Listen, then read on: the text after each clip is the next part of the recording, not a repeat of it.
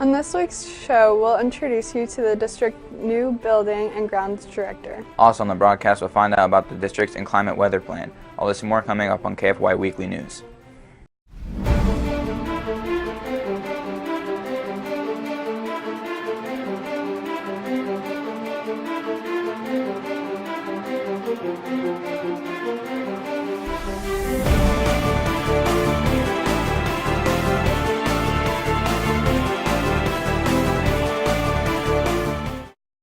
Big Frog Custom T-shirts and more is the perfect place to celebrate your style. Visit the store to choose from thousands of designs to get digitally printed on shirts, hoodies, jerseys, and more. You can get apparel for your friends, family, clubs, and businesses. There are no setup or design fees and no minimums, so you can get as little or as many shirts as you want. Custom print your apparel and more at Big Frog, located at 2100 East Jackson Drive, Suite D in Independence. Hello everyone, thank you for joining us on Comcast Channel 15, AT&T U-verse Channel 99, and the NFHS Network. I'm Madison Hanson. And I'm Tony Rios. Here are this week's news, upcoming events, and announcements for the Florida State School District. Selman Stetzer joined the district last summer as the new Director of Building and Grounds. KFOI's Ashley Godsey sat down and found out what he expects to accomplish with his new position. This is Salub Stutzer's first year at Florida State High School. He describes why he became a director of building and grounds. I've always kind of had a desire to work in education, but at the same point in time, not in the classroom, though that's not the skill set that I've been blessed with. And so I always have worked in a support role in education. My first opportunity that I had really to serve in education was at Central Methodist University, and I started there in student affairs and progressively grew into eventually becoming the Associate Dean of Students. And in that role I dealt with really a lot of the day-to-day operations of the university, but also which included safety, security, residence halls, student life in general. And did that, worked in that role for about 10 years. Then November of 2014, I accepted a operations supervisor position with the Shawnee Mission School District, and did that for about a year and a half. And this opportunity came open and I applied. It was another opportunity to advance, and I interviewed and I was fortunate enough to be selected. Brad Thompson is the freshman principal at Florida State High School, and he explains how he thinks Salem Stutzer works. I think he does a very nice job. My experience with him professionally has been very limited, but the times I have, him or his staff is very quick to help us. They're very professional, they're very efficient. I think him and his staff both do a great job. Shannon Callahan has worked for Florida State for 8 years, and he describes the differences that he sees from Mr. Stutzer. At least in this building, I can see a definite change. Like I said before, things would be told and just nothing was done with them. You're kind of left up in the air. With this new regiment, he's using the technologies we have to put everything into a streamlined situation, which makes it easier, and you can definitely see the stuff that's being done. Miss McLaughlin has worked for Florida State for 15 years, and she tells us why there's not a big difference between the new director and the old one. I would say that Saloom is new and he's interested in getting to know the district, and he has integrated some work order systems that weren't in place prior, but I think that they both have the same goals in mind. It's just the way they've been implemented recently has changed. Stutzer has worked for Florida State since June of this year. For Jaden Richardson, I'm Ashley Godsey, reporting for KFOI's Weekly News. Filing for open seats on the Florida State Board of Education began. There are 3 seats open. 6 individuals have filed so far. Candidates Bryce Stewart, Kelly Scott, incumbent Kirk Stobart, incumbent David Strout, Christopher Gross, and incumbent Gary Thompson are signed up to be on the April 4th ballot. In the event of inclement weather, school districts administration may choose to cancel school or to dismiss classes early.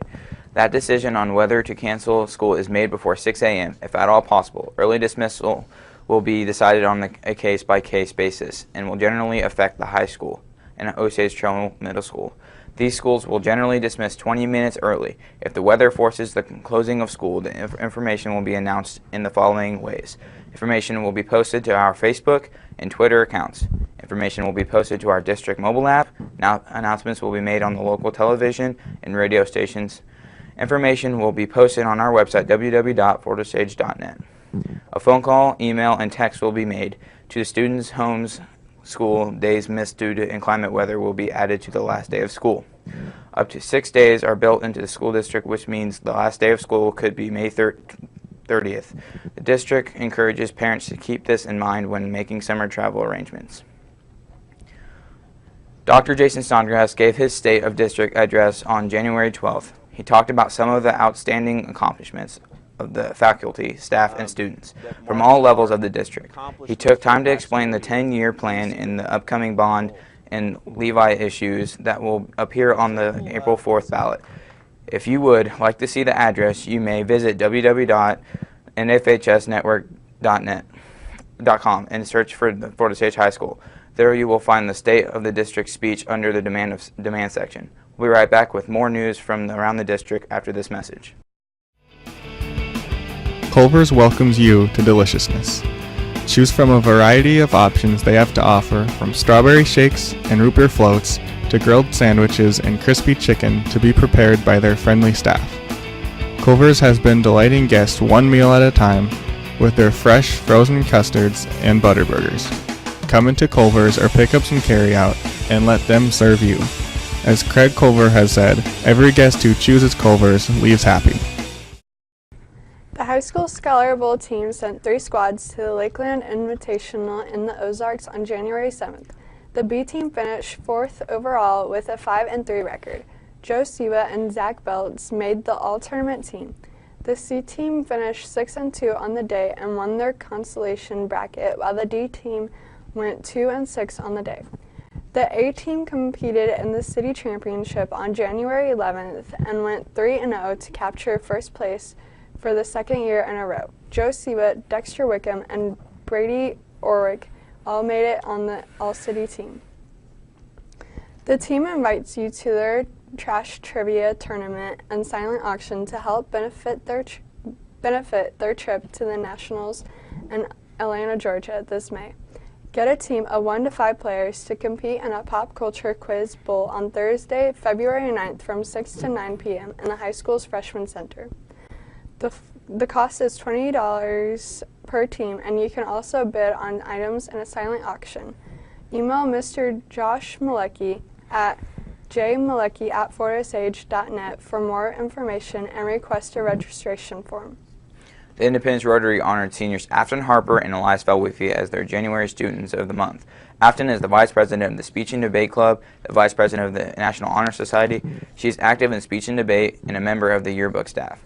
She hopes to attend Missouri State and major in journalism with aspirations to become a book editor. Elias is a 3-time high school All-American wrestler, an All-State wrestler, captain of the wrestling team, president of the Speech and Debate Club, and a boys' state participant. He plans on attending South Dakota State University, where he will wrestle and major in human biology. Don't miss the Project Grad Auction and Vendor Fair coming up February 25th at High School Varsity Gym. The Vendor Fair runs from 9 a.m. to 3 p.m. and the auction starts at 10 a.m. There will be concessions available. Bid on items like a Fort Osage t-shirt, quilt, gift cards, even tickets and letterman's jacket, and more. Contact Christine Bryant at 816-824-8316 or Peggy Doss at 816-694-0316 for more information. We'll have this past week's sports report after these messages from our sponsors. Toscano's is the best place to get an upscale Italian dining experience with a hometown feel. Start out with enjoying delicious warm bread while the cooks prepare your entree to be served to you fresh. Toscanos offers a vast menu of pizzas, pastas, salads, and more. They offer carryout and can cater to any event. Let John and Kirk give you a taste of Little Italy at Toscanos, located at 312 South Hudson Street in Buckner. Hey everybody, I'm Brandon Reeve with this week's KFOI Sports Recap. The boys varsity basketball team earned their first victory of the season, beating Truman 70-62 on January 6th. Isaiah Wilson led the Indians with 18 points and 6 rebounds, while Des Griswold scored 17 points, had 7 rebounds and 4 steals. The team is now 1-8 on the season. The boys made it 2 victories in a row with a 69-67 over Kansas City Northeast January 10th in the first round of the Kearney Bulldog Tournament. The Indians were led by Jared Pearsall with 13 points, and Isaiah Wilson and Ty Baker added 11 points each. I'll be right back with more sports information after these messages from the NFHS Network. We can get a player up here. Oh, that's good stuff. All right, perfect. Prepare a Wiley Ballard graphic. Do you want me to start the stream? Start the stream. Camera 3. Beautiful. We're coming in on 1. For more information on how your school can join the Play On School broadcast program, go to playonsports.com/SBP. Welcome back. The girls varsity basketball team lost to the Patriots January 5th. They then started play in the Kearney Bulldog Classic Tournament and lost to the St. Joseph Lafayette 59-28 January 9th in the first round. The Indians were led by Alicia Monday's 7 points and Haley Chase's 6 points. The varsity wrestling team defeated North Kansas City last night 61-14 in the dual play. Catch live Fort Osage High School sports coverage on KFOI Sports, broadcasting on the NFHS Network. Viewers can purchase a pay-per-view monthly pass for $9.95 or a yearly pass for $49.95. Visit nfhsnetwork.com and search for the Fort Osage High School. There you will find upcoming live events. The next live KFOI Sports broadcast will be the varsity double duel between the Indians and Rockhurst and Ruskin, January 17th. The coverage starts at 6:45 p.m., with the first match scheduled for 7. Catch all the action at nfhsnetwork.com. That's all for your sports recap. I'm Brianna Reeve. Thanks, Brianna. If you have Fort Osage news and information you would like to share on KFOI Weekly News, let us know. Contact Broadcasting Advisor Benjamin Merrithew at bmerrithew@fortosage.net or Fort Osage District PR District Director Stephanie Smith at smith@fortosage.net. Catch all the latest high school news, announcements, and sports results on KFOI Daily News, Fort Osage High School's TV broadcast airing each day during the school week. Visit the nfhsnetwork.com and search for the Fort Osage High School. Not only will you find KFOI Daily News, but videos on demand of past sporting events. That's all we have for you this week. I'm Madison Hanson. And I'm Tony Rios. Thanks for watching us on Comcast Channel 15, AT&T UVerse, Channel 99, and the NFHS Network. Have a great day.